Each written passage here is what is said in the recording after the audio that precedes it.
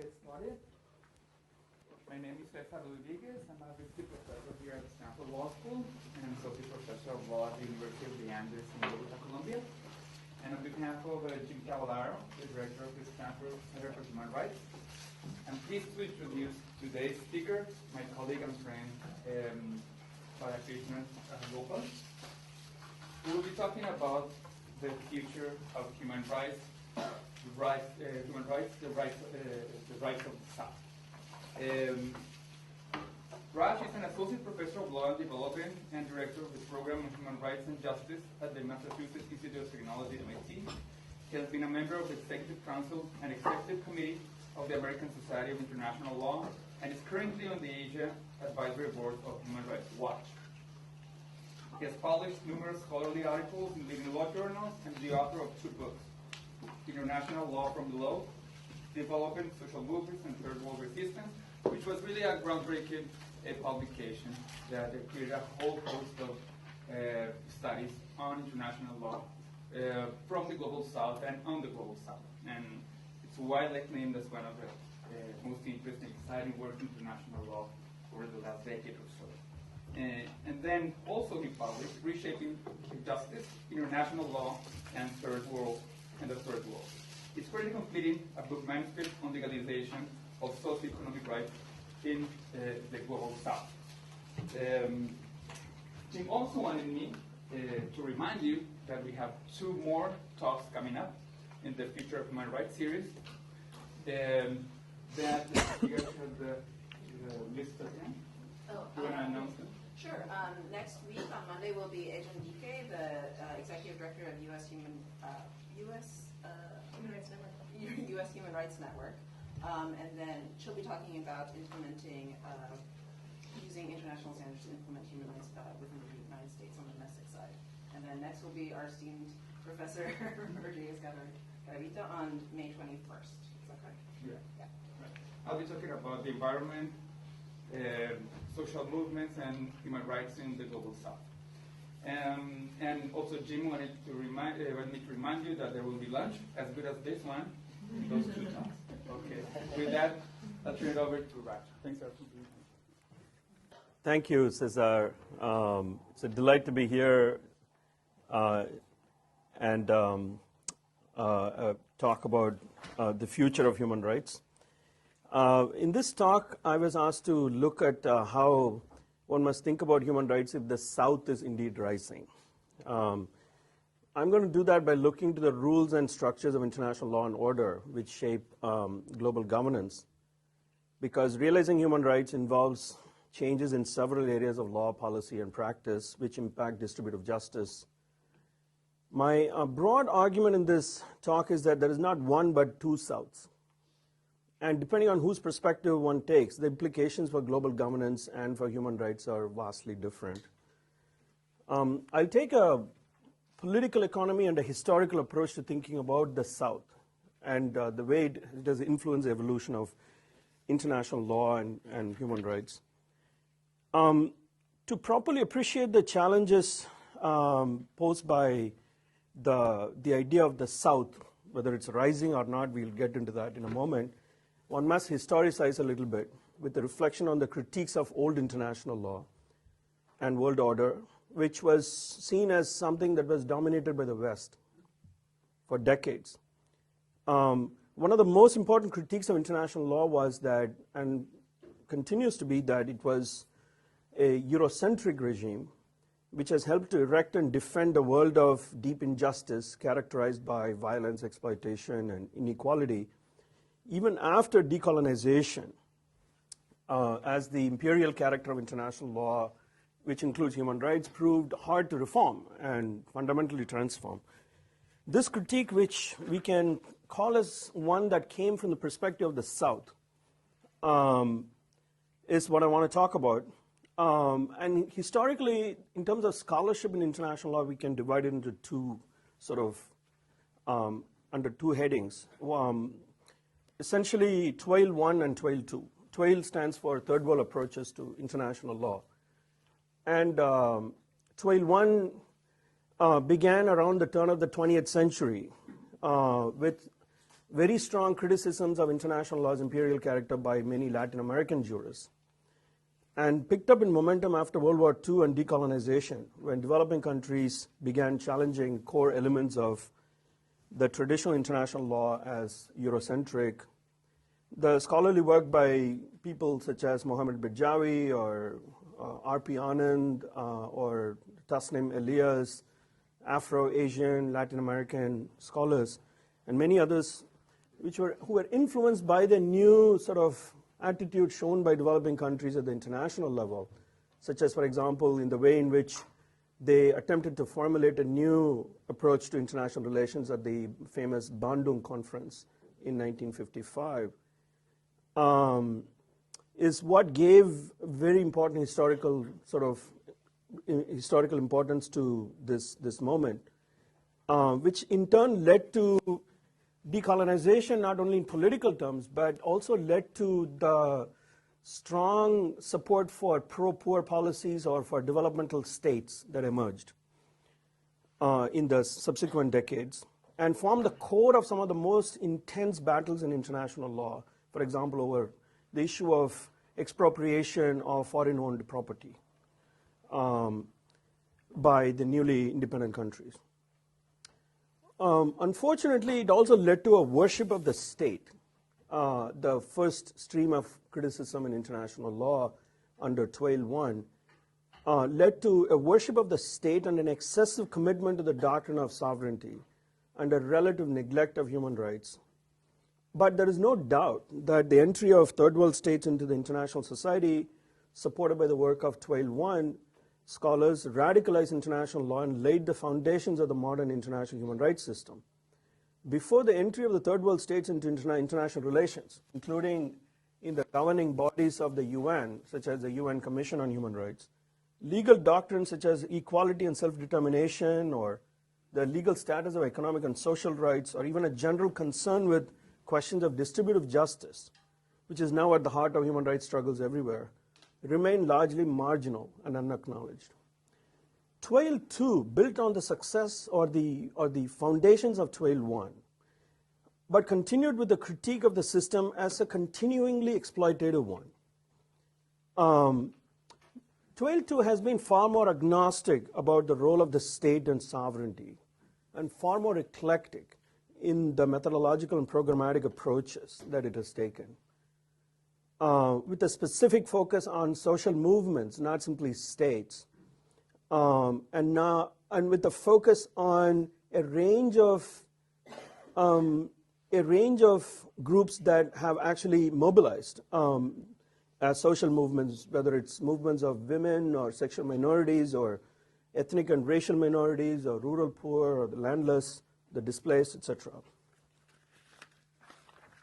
Twail II was both a response to the limits and promise of Twail I, as well as a response to the change in the world historical and structural conditions of global economic and political order, and the transformation of the role of the main participants in the system, which included at this point not simply states, but also increasingly influential transnational actors, including global corporations, transnational networks, international NGOs, and transnational social movement organizations. The meaning of what the South is and what the nature of its relationship to the North is at a time when both categories are getting disarticulated, with fairly profound implications for law, politics, and culture, is central to the way in which we think about human rights today. Human rights, in the first phase, especially Twail I phase, was criticized as a Western project. And there are, of course, continuing echoes of that in today's human rights practice. But now that the rest is rising in both the senses, as I mentioned, there is a need to question and face whether the old categories are still relevant. For example, should we even be using the word third world? Now, the dominant institutions of the North seem to take the view that we should abandon these categories. For example, jettison the idea of the third world.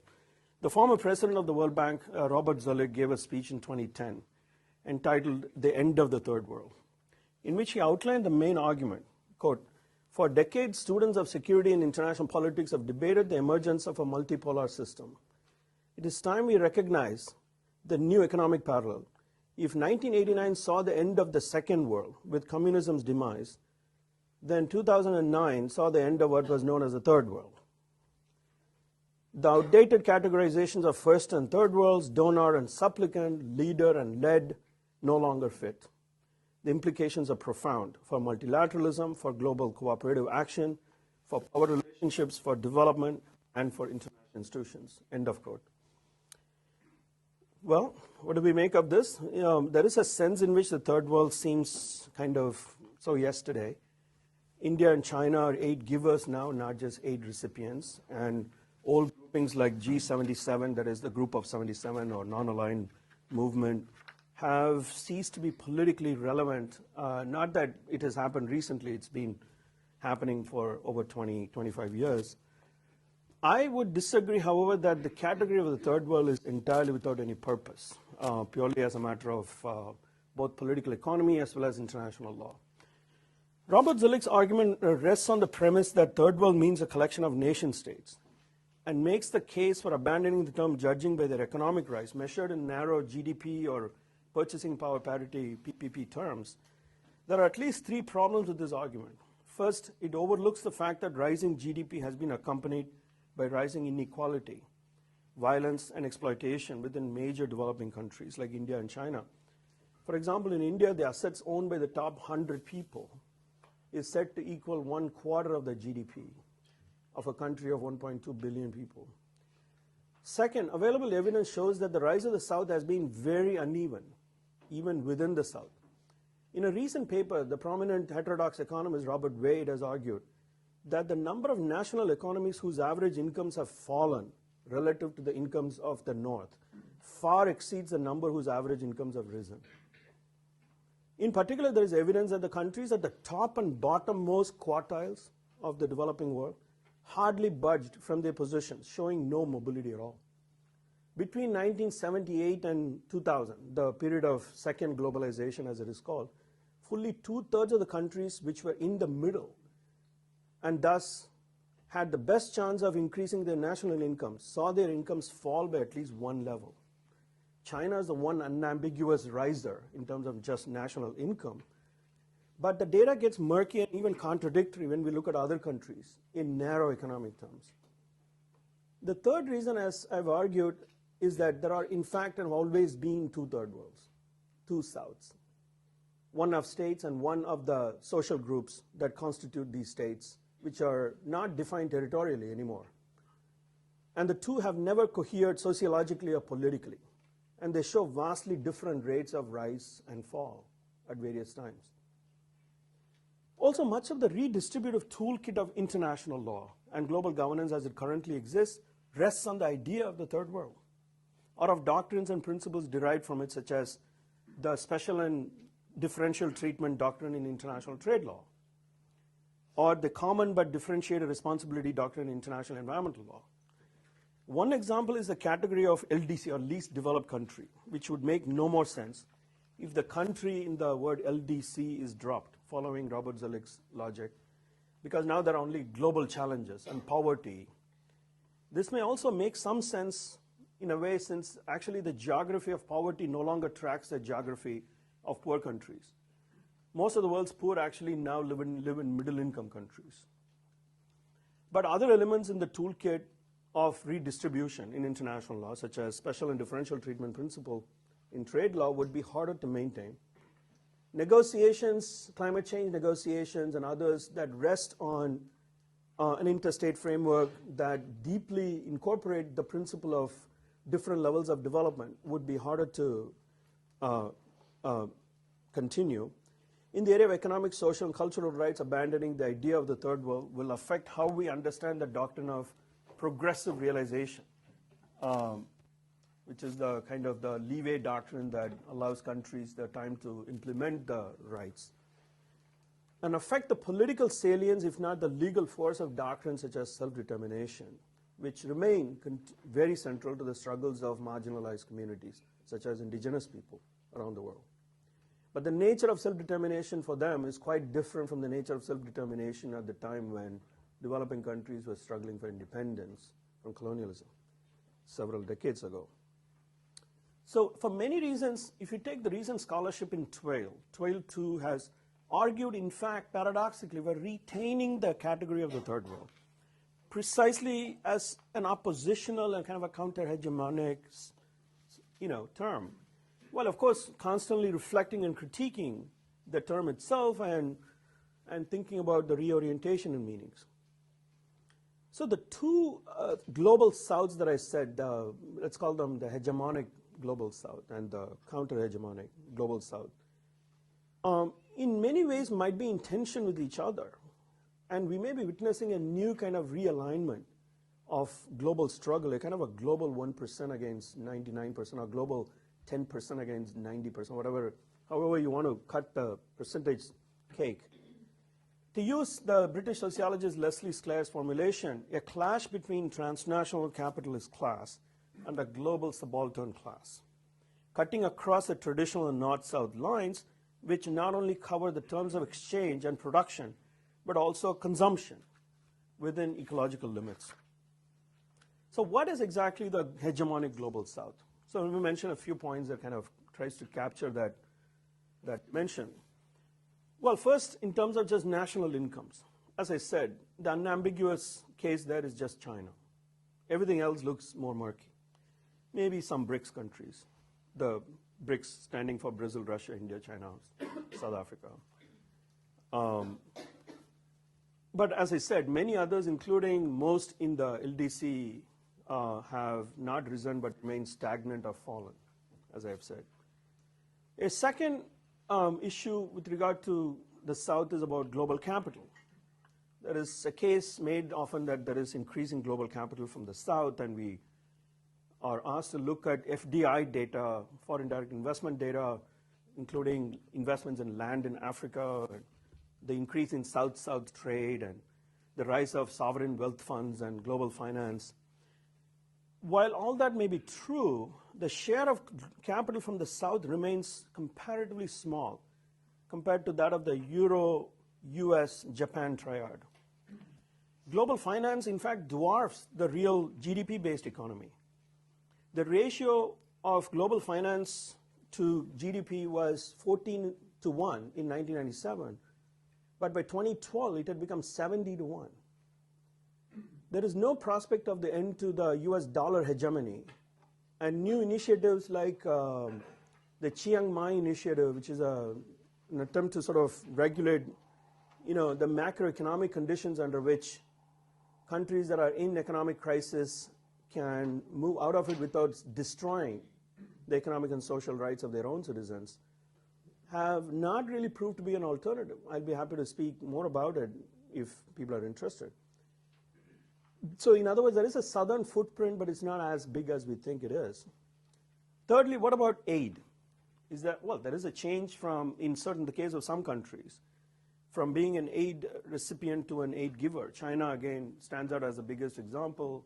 The China Development Bank has emerged now as a larger source of development finance in Africa than the World Bank.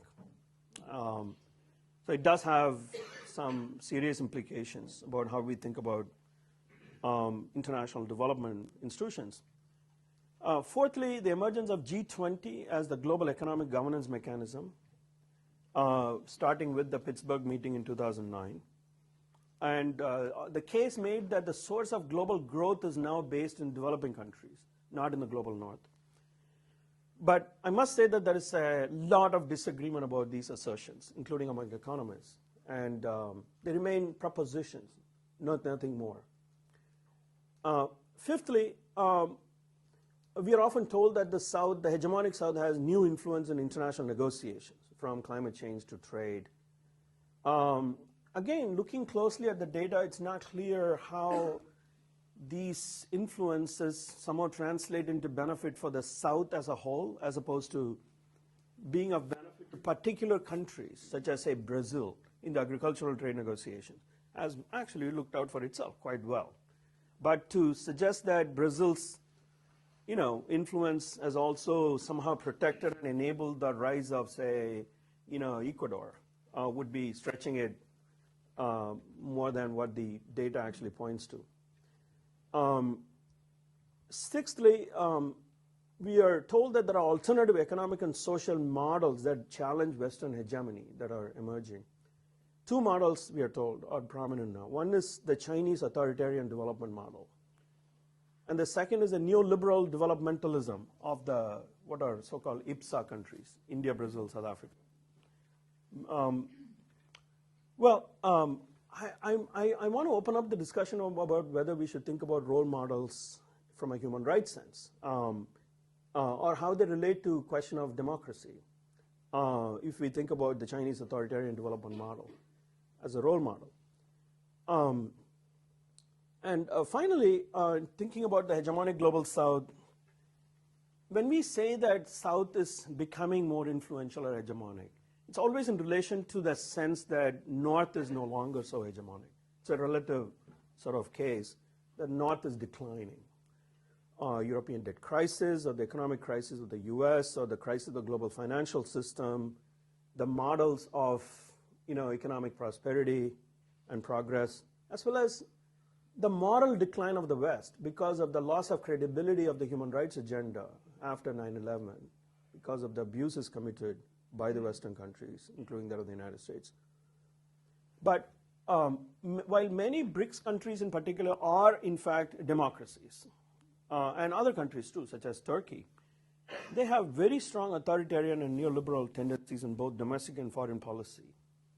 But all we can say about the hegemonic South is that it is a very different South from the South of the 1960s and 70s, when the main goal was the achievement of new international economic order and right to development. A kind of a weak South that was demanding to catch up, but now there is more assertiveness, but when we look more closely, there are all kinds of problems. But if we compare the hegemonic South to the the counter-hegemonic global South, in fact, a very different set of successes emerge. So I'm thinking, for example, of the diffusion of Southern models of laws and policies and practices, especially in the realm of social policy, which is central to the achievement of economic and social rights. For example, conditional cash transfers in Mexico and Brazil, which emerged as a major social policy intervention to actually increase, school attendance, among other things, has been now diffused around the world to the extent that New York City has, under Mayor Bloomberg, adopted the conditional cash transfer program by sending its officials overseas and learning from this. So there's a south to north diffusion in policy models. Right to Information Act in India, RTI, participatory budgeting in Brazil.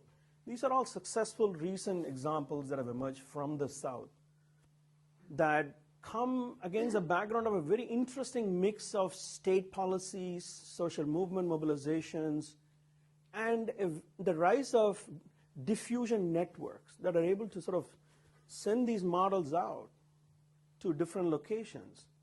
And that's a very interesting story. The rise of social movements as moments for the enactment of counter-hegemonic politics. We can look at the mobilization of social movements globally, from the Seattle protests against WTO in '99, or the World Social Forum in Porto Alegre, the continuing sort of mobilizations against large gatherings of hegemonic economic sort of forces under G8 or G20 or World Bank, IMF, or WTO umbrellas. The global movements against intellectual property or big pharma, global movements against corporate control of food and water and for local sovereignty, and the rise of popular movements increasingly in recent years as part of broad movements for democratic and economic changes in the Middle East. The rise of enormous number of rural peasant rebellions from China to Maoist insurgencies in India.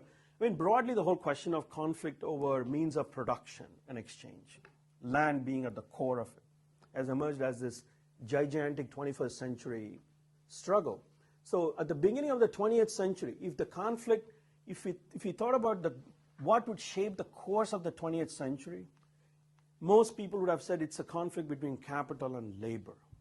And labor conflicts are going to define the 20th century. And so we saw the establishment of the ILO, And it did work itself out, the question of conflict between capital and labor. But now, at the beginning of the 21st century, if you look at what would be the big issue now, like labor was in the beginning of the 20th century, I would say it's land. Land is going to emerge as the biggest issue, whether it's urban or rural transitions, because that's at the core of the conflicts over means of production, exchange, and consumption that we're dealing with today. So it's no wonder that Time Magazine's 2011 Person of the Year was the protester. There's a lot that's happening. The other thing that's interesting from a counter-hegemonic global South point of view is the new linkages between social movements in the South, the linkages that are forming between them, such as between groups working with the urban poor, for example, the Asian Coalition of Housing Rights, or the Slum Dwellers or Shack Dwellers International. These are conduits for, strategy making, for exchange of information, and for mobilization across borders. And they overlap often with movements and actors from the traditional North, such as in the global movements against, say, GMO, or the right to food, or on the right to health issues. They often even exist in coalition, although strategic, with weaker states of the South. Think of, for example, the way in which a global movement on the question of food sovereignty attempted to form coalitions with poorer countries negotiating in the Cancun round on agricultural trade. In the WTO rounds, this has been a very interesting evolution. The alliance, strategic alliance between global counter-hegemonic southern movements with weak states. Sometimes they even ally with friendly states from the north. Think of the famous example of Canada being part of a global movement to ban anti-personnel landmines, the Ottawa Convention on anti-personnel landmines. So as the Ottawa Convention example shows, in fact, the movements have had a fairly significant and surprising impact on international lawmaking and global governance. From, say, the new African Treaty on Internal Displacement, the world's first treaty on internal displacement, the Disability Rights Treaty, again resulting from a very strong mobilization in the grassroots, the Cluster Munitions Convention, or the variety of new human rights treaties and standards that have evolved because of the mobilization by these actors. I think one of the major challenges today is to think about how to strengthen the counter-hegemonic global South while preventing its co-optation into kind of hegemonic sort of northern agendas or hegemonic southern agendas. But we can talk about it more. So what I want to do is to maybe conclude by some reflections on how the vision for human rights might be transformed from both the hegemonic and counter-hegemonic Souths. The hegemonic South appears to have a very weak commitment to human rights, as I said. This is not the Third World Coalition of 1955 in Bandung, or the Third World in the UN Commission on Human Rights in 1966. Which began to radicalize the UN human rights agenda. Let's take the BRICS as an example of the hegemonic South. To take human rights in their agenda, it's unclear how BRICS approach them and how the world would look like if BRICS run it. In the Sanya Declaration of 2011, after their BRICS summit in China, there was not a word on human rights. Even their recently concluded summit in South Africa. Or even an attempt to offer an alternative theory of human rights, or even a call for how we remain committed to human rights, but we object to the way in which human rights has been co-opted into agendas that we disagree with. Well, let them say that. Well, it wasn't coming through. The 1955 declaration, the Bandung Declaration, if you look at it, it almost comes through as an age of innocence now. When the Third World States entered world politics, and the declaration specifically committed the Third World States to a world order based on international law and approved the Universal Declaration of Human Rights. Compared to that, we don't see anything that significant. What we do see is a disapproval of the use of force and call for respect of the sovereignty and territorial integrity of nation states, the UN Charter system, in other words. It doesn't mention human rights or democracy or tries to reconceptualize sovereignty in a new way, such as following, say, Secretary General Kofi Annan's idea of sovereignty as responsibility, or wade into the tricky terrain of evaluating legal doctrines such as R2P, responsibility to protect. It doesn't say one way or the other. Or even economic and social rights. They don't say we anchor the new world order that we want to lead in a realization of economic and social rights. Well, it's not there. There is no evidence as well of BRICS acting together strategically on human rights issues, or coordinating their policies, or voting in your UN Security Council or other UN bodies. If you take the vote on Libya, for example, at the Security Council 2 years ago, we did see the IPSA countries go along, but it's widely agreed that it was not the result of a coordinated policy by these states, but a variety of idiosyncratic and other reasons. What it showed was that the BRICS don't think about human rights, really, when acting in international institutions. The proposal to create a new BRICS Development Bank as an alternative to the World Bank, which has been a major part of the BRICS summits, mooted in the New Delhi summit, but now confirmed and concretized this year in South Africa, it shows no sign of being different from the World Bank in human rights terms. It may well be different in development terms in some ways. For example, might be more open to supporting lending that supports industrial policy, which is a complete anathema to the World Bank. Well, until recently, even the World Bank has tried to change recently. Or it might be more willing to support large infrastructure projects, or generally be more willing to provide credit to developing countries on looser terms, not attaching environmental or human rights or conditionalities related to, say, indigenous people's rights and so on, which the World Bank has sort of tried to put on its agenda. But will this new bank better adhere to human rights in its financing and other activities? Well, ensuring that development is in compliance with human rights standards. Even a call for, taking their global agenda forward based on right to development might have indicated that the BRICS actually want to reject some past models and they want to build something new. But I don't see it happening yet. It might, I don't want to say that it's never going to happen, but I don't see it happening yet.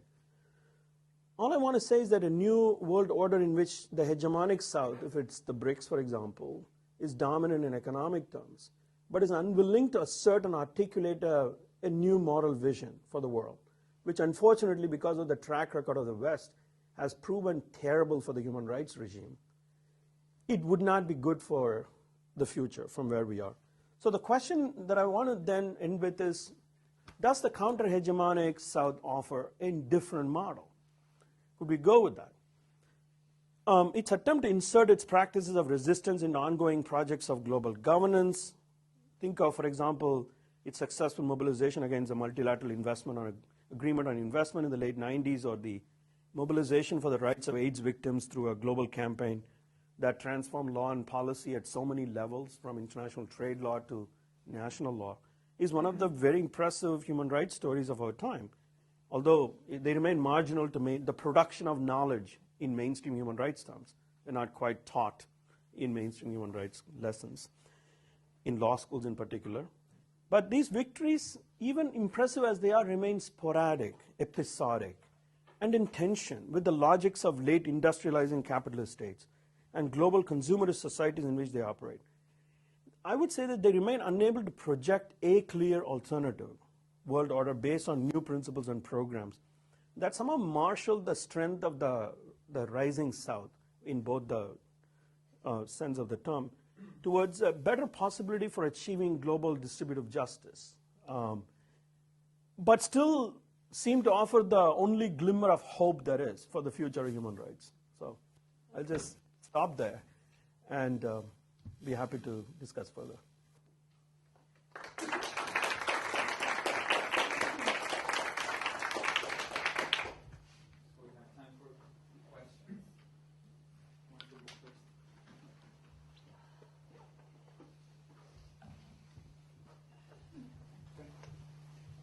So you raised at the beginning the problem of the categories, right? But I didn't see you solved it at all. You know, like, so you start, in the first 5 minutes, you use the category of the global south, and then followed by the dominance of the West, and then Eurocentrism, and then third world, and other categories that kind of crumble when we look at them. And then it seemed to me that your talk was trying to solve the problem of, kind of the whole problem, the Occupy movement, like, what are we? We're, you know? So I'm saying it again, you know. I was writing down alternatives, like, what is he talking about? Hegemonic versus counter-hegemonic, that was one thing. But I'm still, or economic, I'm still really not, I'm unsettled about what we're talking about. Good, I've achieved my purpose. I mean, part of the thing is that it's very, very difficult to think geographically. It's hopeless. Yeah, it is very hard to think geographically. But that doesn't mean that, the thing about geography is that geography is tied to history. So to abandon, for example, any geographic understanding of thinking about, say, dispossession or exploitation or power relations is to wipe out the history of colonialism, for example, or to wipe out the history of inherited disadvantages for populations, especially, as I said, given the fact that, in fact, when you look at the data, purely in economic terms, there has hardly been any movement, especially on the part of the LDCs and others. So it's not good enough to be told to say the people in Haiti that, you know, you are no longer part of the third world.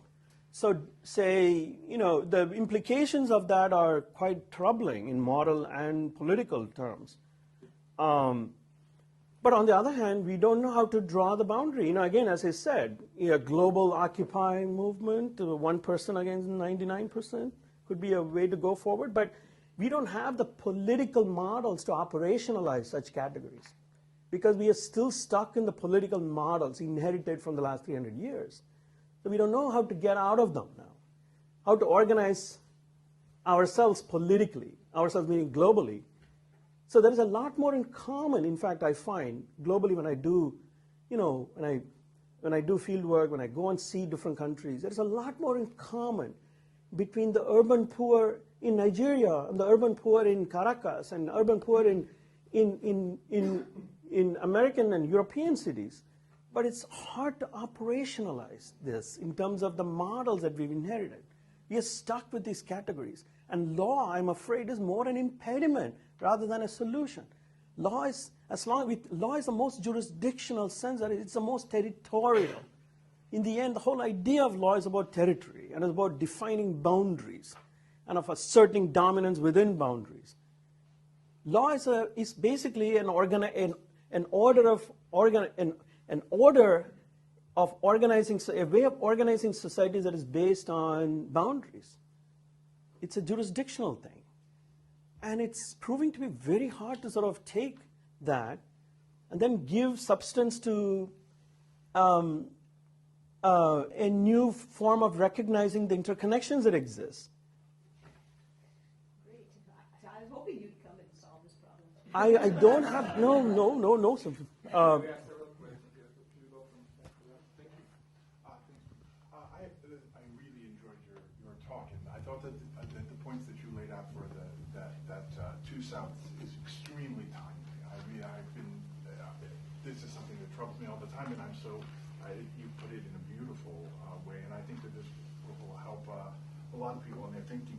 But I'd like to take up that last question a little bit and just ask, because I do wonder, the one thing about this is that in the end, it is the language of law and of rights and of state-based, although you critique that, in the end it's state-based negotiations about particular treaties and the maintenance of these kind of systems, international law based on states, based on treaty making, based on the notion of law. And I wonder if you could talk about that more explicitly, as you just raised a little bit there, about where you see as the weak places, where a counter-hegemonic theory might break away, and whether law and rights are ultimately something we have to use temporarily, or whether it's something that is really at the center of what we need to challenge. Why don't we take a few more questions, because there are many, Okay. and then you can run responses from Era. Yeah, it's short because it's related with the last question. One of the categories that probably we are stuck with is rights, which is also a Western construction, highly individualized, etc. Do you think that from the emerging model coming from the South is like an alternative way to approach rights? I'm thinking about like a non-Western, non-individualized, more collective-oriented, less liberal in a sense. Can you elaborate a little bit more on that?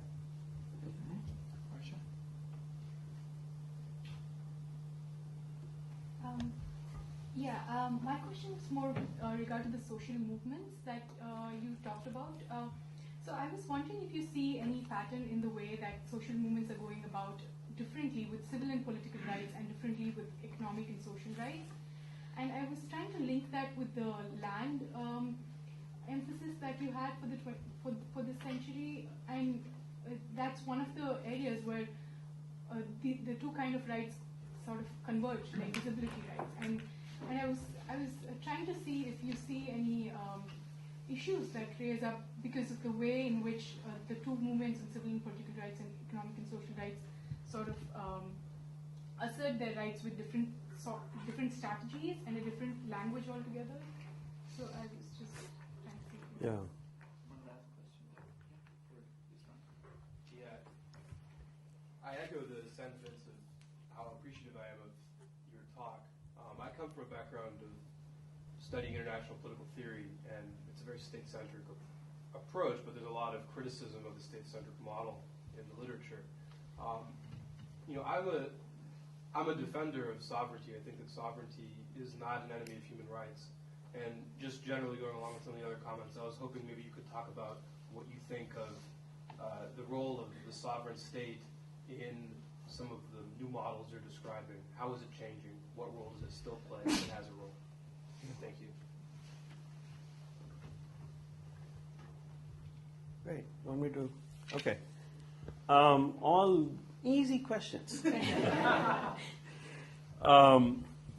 But you know, they raise some real dilemmas. To take the first one, the question of law and rights, to whether they should be at the center of what we need to challenge, I would absolutely say yes. But it's not simply any law and any rights, because law has been foundational to the evolution of rights, and it's through law that many of the most current progressive strategies, particularly in a law school like this, that's how you see acting through law as a way to sort of transform the patterns of domination or exclusion or discrimination or whatever that one is working against. But I think what I often find is that there's a tendency to think about law in a kind of a linear way, in a way in which it relates to rights. It's limited as well as linear. It's limited in the sense in which we think about law, particularly as it relates to rights as a kind of a public law model more than anything else. And there is a tendency to sort of overemphasize a public law dimension to the relative neglect of the private law dimension.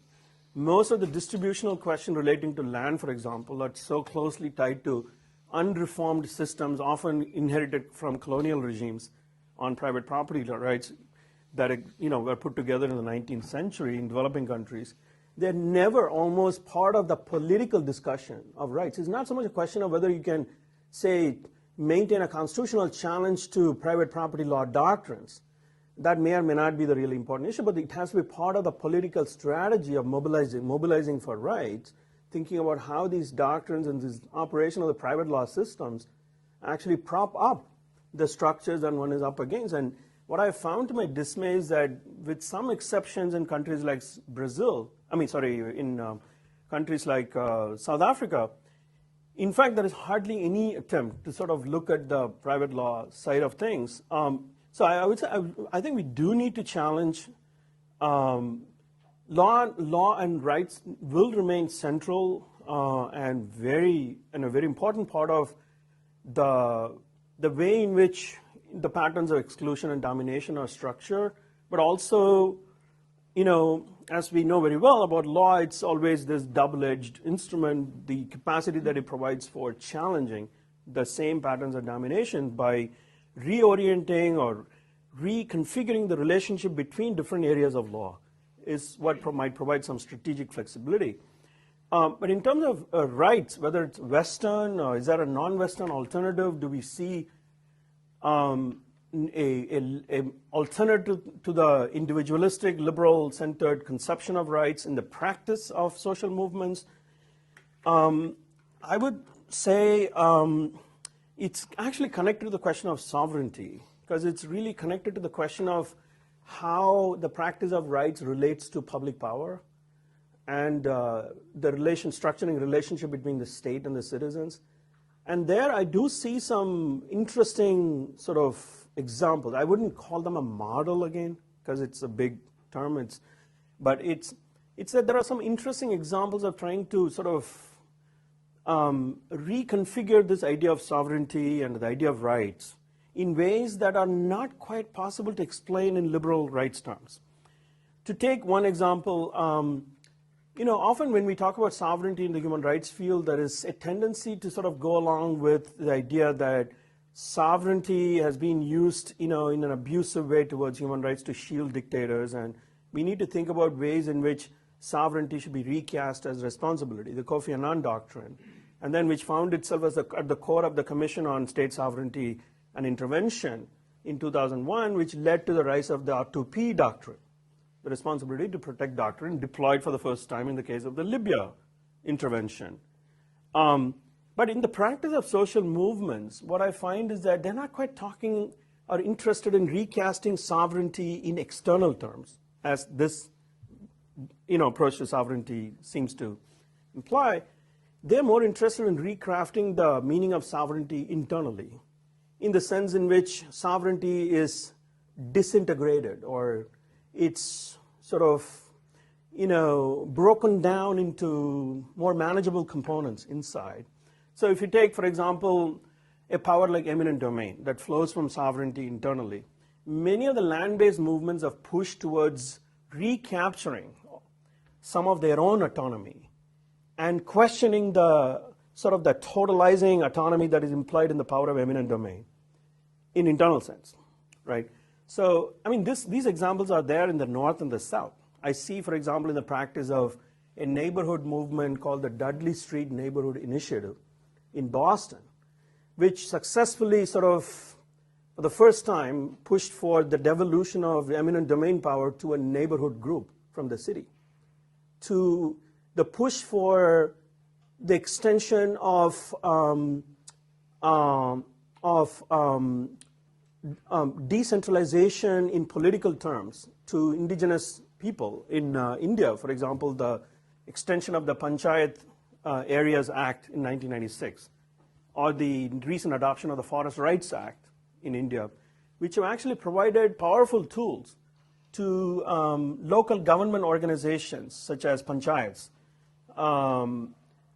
in tribal areas, typically the sort of areas where there is maximum amount of confrontation over questions of land. And it has given rise to a kind of insurgent jurisprudence in a way. Although it's not consistent, it's insurgent. For example, there is a recent Supreme Court ruling just last week or 10 days ago in the Indian Supreme Court involving this major dispute in the state of Orissa on the eastern side of India, where the Indian Supreme Court sent the whole matter back to the local authorities and said that the mining projects or any other projects that seek to sort of extract resources from the land must first obtain, according to the provisions of the Forest Rights Act and the Panchayat extension of the Panchayat Areas Act, permission from the local authorities. First time the Supreme Court recognized constitutionally the role of these local bodies. To me, that's actually, I don't know if it's actually a recognition of collective rights. It could be explainable within very traditional legal paradigms, in fact. This kind of approach towards pushing, sovereignty down and splintering it in a variety of different ways.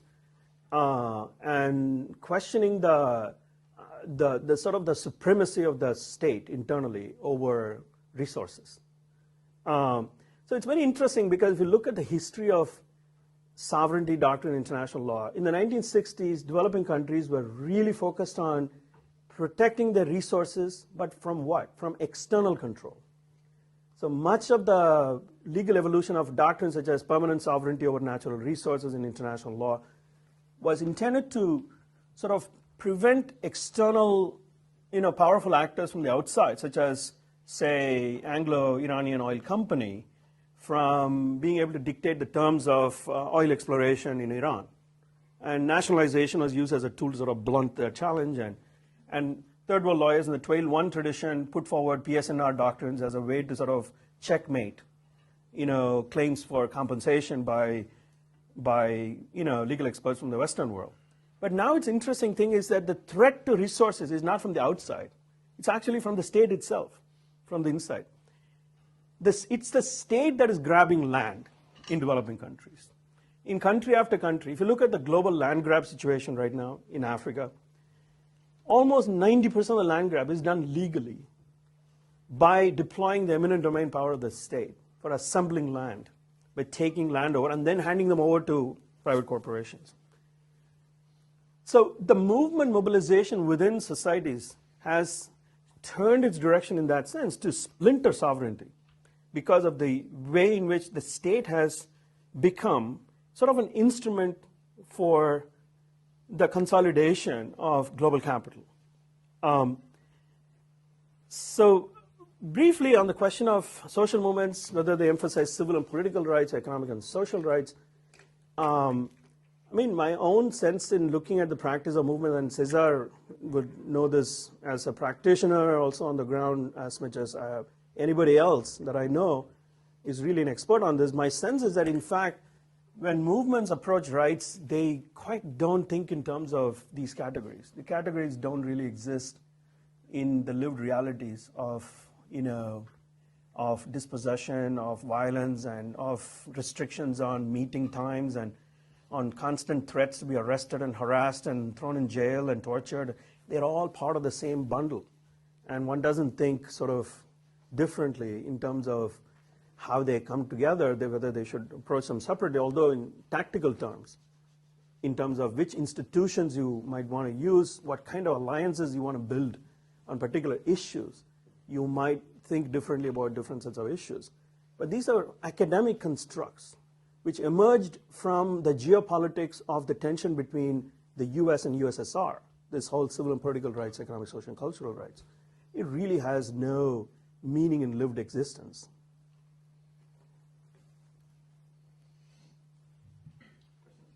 Just briefly to follow up, I thought that the last point you made about sovereignty, using the eminent domain example, was illuminating.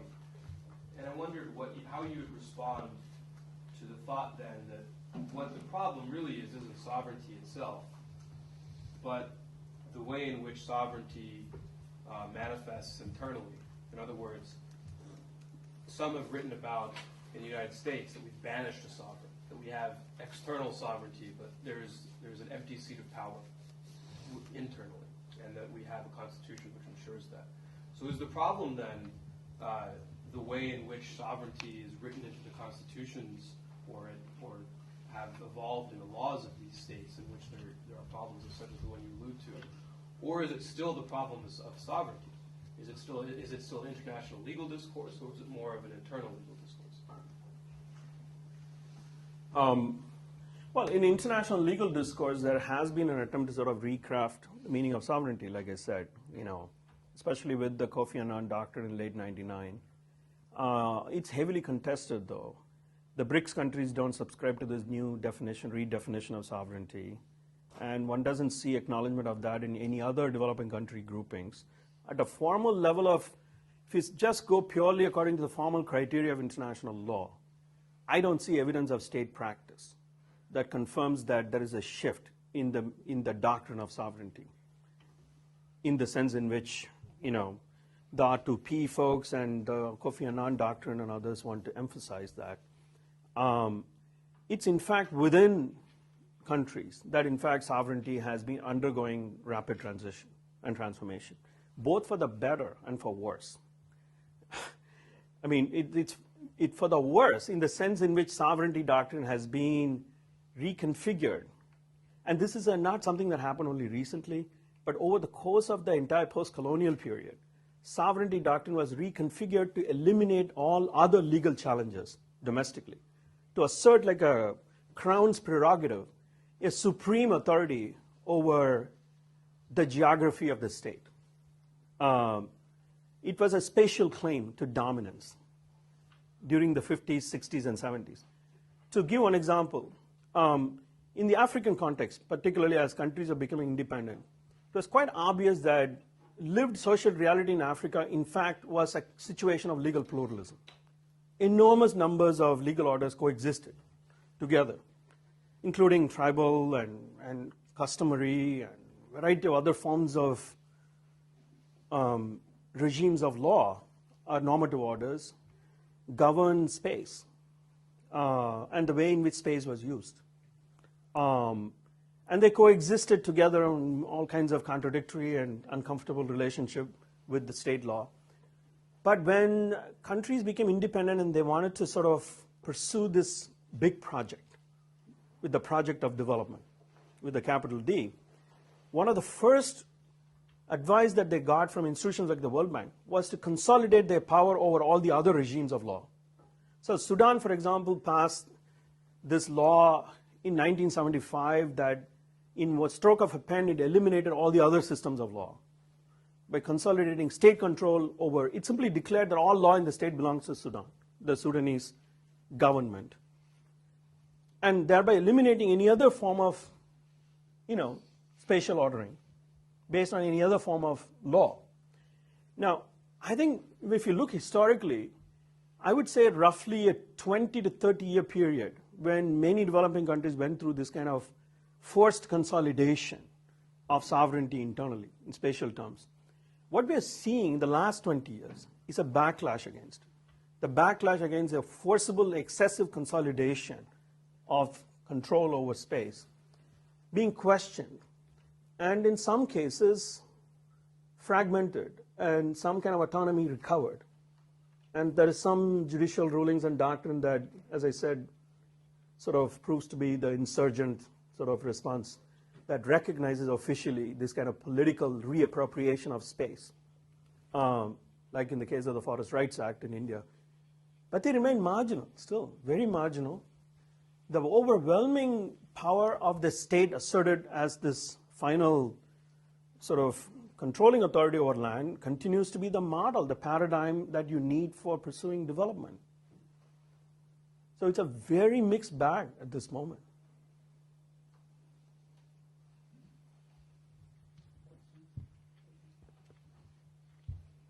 Fascinating, and I am really inspired because I'm currently working on a project on the Global Fund as a new way, the Global Fund for HIV/AIDS, malaria, and TB as a new form of global governance that sort of challenges this idea of sovereignty and moves it to a new ideal of ownership rather than sovereignty for working globally on human rights issues. But I'm wondering whether you, parallel to the move towards, like this fragmentation of sovereignty, mainly also push from within, you also see a movement towards more technocracy in the way we are talking about human rights, and in that way limiting the access of some groups to the language of human rights. Yeah.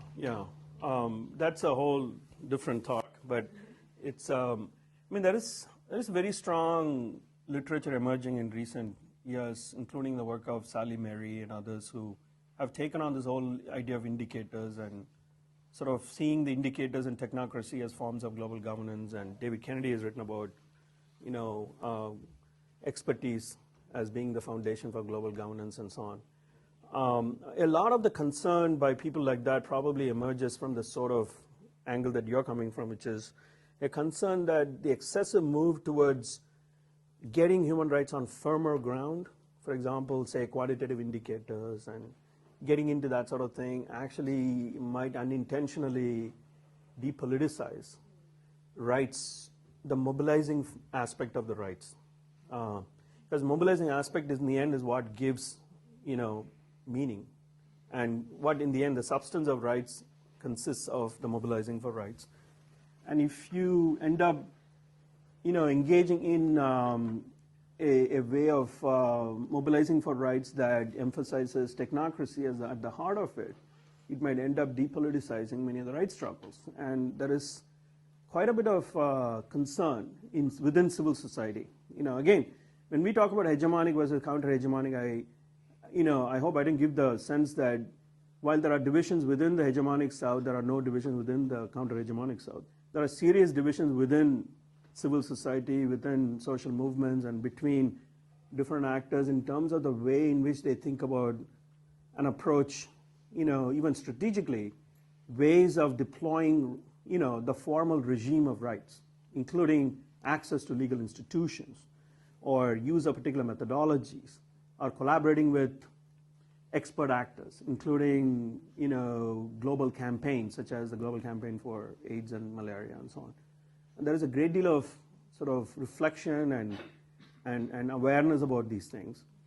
And the same with the role of technology. There is technology, for better or worse, has become one of these big issues in human rights now, especially social media and all the others, as a big part of the mobilizing aspect of human rights. But even there is an increasing concern among activists that the over-valorization of social media and technology might, in fact, sort of take attention away from the actual nuts and bolts of building constituencies and establishing trust, which in the end, as the title of one book on social movement said it, essentially freedom is a meeting. Essentially, if it involves face-to-face and other forms of communicative action, in order to build the social sort of glue that then makes people, take risks and get involved, and it motivates them to think about their situation in relation to others, and then leads to collective action in a way that's not often possible if we over-valorize technocracy and technology.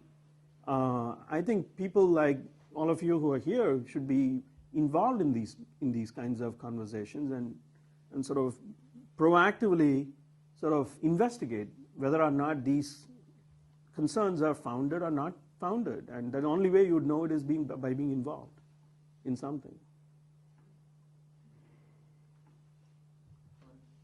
Just have time for one more question. Go ahead, and I also have one question. Okay, I've got 2 questions. You lost your question. Yeah.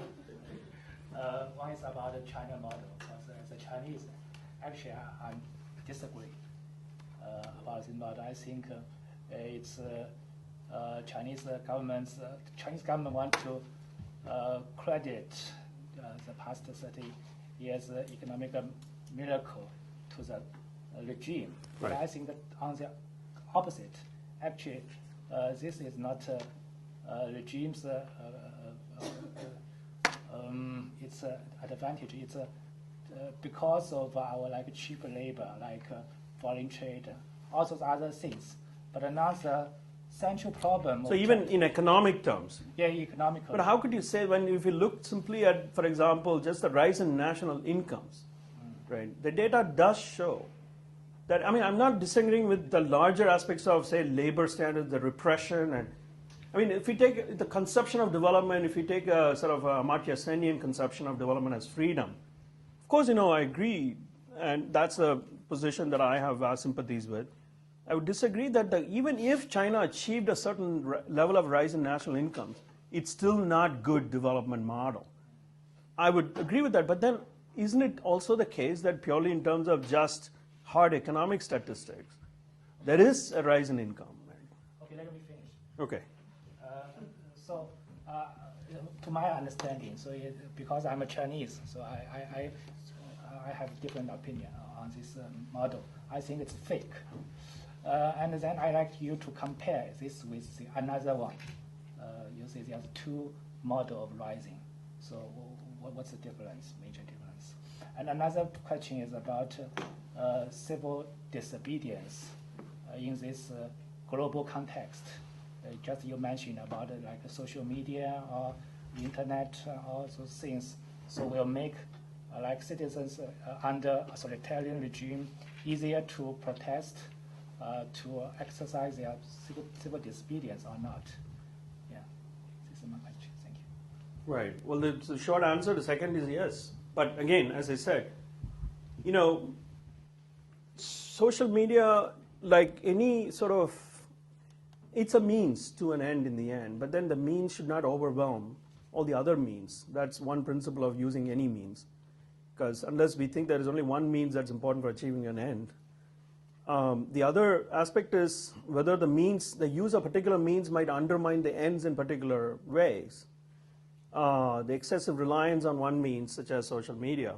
I don't think there are any clear-cut answers to those questions in general. They are very contextual questions. They can be answered only in specific strategic terms. But there is a need to, I think, be more sort of critical about and reflective about the use of technology and not sort of fall in love with it for its own sake. The other question that you raised about whether there's real success or it's fake,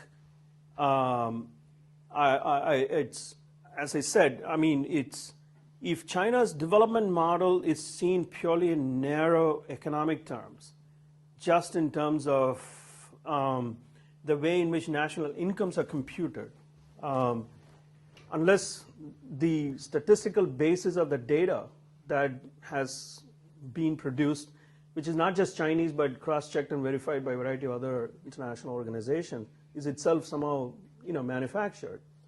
We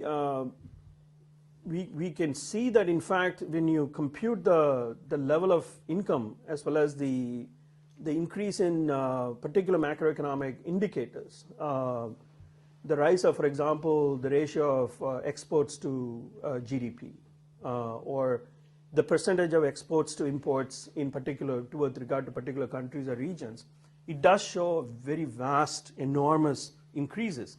Now, of course, I agree with you that, and I said it in my talk, that it doesn't reflect how it might have benefited the people of China in general. It might have been captured by a very narrow elite or, produced vast amount of inequality. And there is a lot of evidence that inequality has gone up significantly in China in recent years. But I don't know what to make of this idea that somehow the whole thing is a fake, unless I'm misunderstanding you. I mean, on the opposite, it's not because of this regime. Right. It's good, but regime's backward. The whole system, the political system is backward. Right. It's just all other reasons, like Chinese people economically liberalized, right. market, all these right. other issues right. contributed to our Chinese miracle, but not acceptable as a model, so-called right. model. Developing countries do see the Chinese model as a model. Right? And China is now, there are elements within China who want to promote this model as a model. For example, Tsinghua University has just started a master's program in public administration school called Masters in International Development. And it describes on the website very clearly, it's targeted towards foreign graduates, people from other countries, particularly Asia, Africa. Africa is a big sort of target for this program. It wants to get graduate students from these countries to come and be trained in what it calls the Chinese model of development. They do see it as a model, and when I go to African countries and I talk to government officials, they express a great deal of admiration for China and what China has done. And it's a powerful lived reality out there, the idea of the model. We're not talking about whether the model has foundations or not. And I'm very dubious that this model is a viable model. But it exists. My point is, this model is illusion. I agree. I agree with you. It's okay. Can I ask you one last question? I wanted to go back to the first question that was raised here and push you to end on a less pessimistic note. On a less pessimistic note. Yes, because I thought I ended on a positive note. Answer was, well, this is really complicated. Things are up in the air. It's really hard to make sense of what's going on and the turbulence in the international system, what's going on with the legal regimes. And I fully agree with that diagnosis. But now, also in the first and second generation of 12, there were systemic challenges, right? We've always had to deal with this double-edged nature of law. So my question is, where in current legal practices, emerging legal practices, doctrines, do you see some seeds for alternative models? They're always been partial, fragmented, but whether it is the hope for universal jurisdiction or extraterritorial obligations or more bottom-up initiatives that, for example, would scale up the protection of socioeconomic rights from activist courts to regional courts and human rights commissions and then to global institutions. So any sign of hope? That would be my last question. Okay, I mean, I thought I ended on a hopeful note, in fact. How do I sound more hopeful than one? Okay, I mean, I do think that legal doctrines are important, and there is, in fact, a very impressive push towards, say, for example, the extraterritorial obligation of human rights law. It's a fascinating sort of thing that I continue to sort of observe, but I have to say, Cesar, that I'm very skeptical about the idea that legal innovations is what lawyers must focus on. And in a law school, I know it's not a terribly, popular thing to say, but I believe that, it's like saying to the economists that in the end, economic models are not the most important thing through which you must understand the world. If you're an economist, you should do what Clifford Geertz did and go and live in an Indonesian village for 1 year and understand how the local market operates. Of course, it doesn't mean that you should not learn your own economic models. That's what we try to teach our students. At MIT, we want to deprofessionalize them, get them unanchored from their own overestimated sense of professional identity so they don't fall in love with themselves. And I think it's very important not to sort of get sold on the idea of legal doctrine for its own sake. And I'm saying as you know, a deprofessionalized, Gustavo Esteva called himself a deprofessionalized intellectual. I want to call myself a deprofessionalized lawyer. But that doesn't mean that I have stopped doing lawyering, including in very nuts and bolts terms. I do, but but I don't think that's basically where the hope is. The hope is in the mobilization. The hope is in the political synergy that exists between mobilizations and moments of state transformation. And the hope is in the strategic alliances that emerge, in the interstices of pessimism between movement mobilizations and strategic action, like the Cancun negotiation, alliance between poor countries who absolutely had nobody looking out for them on agricultural issues.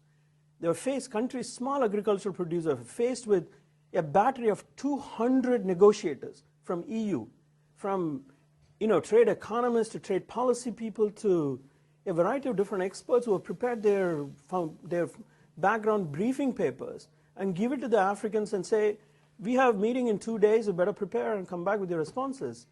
And but for the support given by a global movement, including with the involvement of large NGOs like Oxfam and many others, they would have been completely washed out of the proceeding, right?